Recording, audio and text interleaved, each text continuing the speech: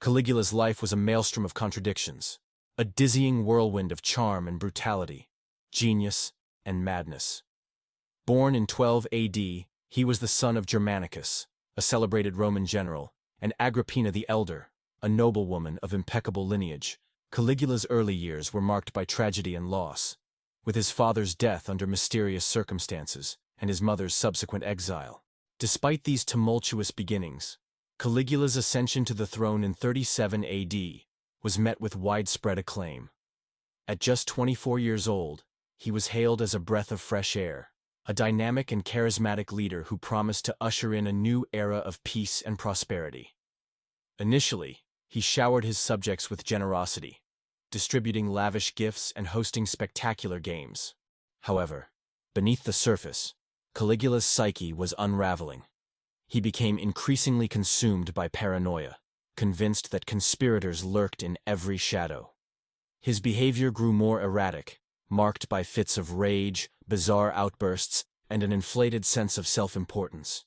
He began to see himself as a living god, demanding worship and adoration from his subjects. As Caligula's grip on reality began to slip, his cruelties became more pronounced. He delighted in the suffering of others, often forcing nobles to fight in the arena or participate in humiliating games. He would invite esteemed guests to lavish feasts, only to have them thrown to the lions or executed in the middle of the meal. The screams of the condemned became music to his ears, and the sight of their bloodied bodies brought him twisted joy. Caligula's sadism extended to his own family, where he would mock and belittle his sisters, wives, and even his own mother. He forced some of his victims' parents to witness their children's executions, reveling in their anguish. His most notorious act of cruelty was perhaps forcing a father to watch as his own son was executed, then compelling the father to attend a banquet that very evening, where he was forced to laugh and make merry. The Roman people, once enamored with their young emperor, grew to despise him. Caligula's popularity plummeted as his actions became more and more outlandish. He staged gladiatorial combat for his own amusement, often pitting nobles against each other in the arena. He even ordered the construction of a bridge made of ships across the Bay of Baiae, simply to prove a point. Caligula's palace became a den of decadence, a hedonistic playground where the boundaries of morality were pushed to the limit. He engaged in lavish feasts, orgies, and other excesses, often at the expense of the Roman people. His relationships with others were marked by manipulation and exploitation, with even his closest advisors and family members living in fear of his wrath. It was January 24th, 41 AD, and the Palatine Games were in full swing. Caligula, the unpredictable Roman emperor, had been enjoying the performances, but behind the scenes a deadly conspiracy was unfolding.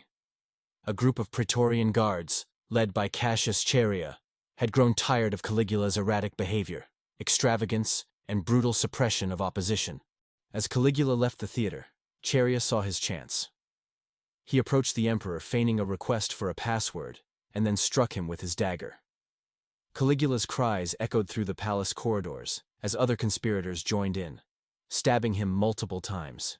In the chaos that followed, Caligula's wife, Caesonia, and their young daughter were also brutally killed. The once mighty emperor lay lifeless, a victim of the very Praetorian Guard he had once commanded.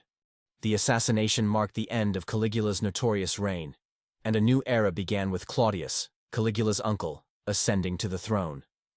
The Roman Empire would never be the same, but for many, the relief was palpable. The madness of Caligula was finally over.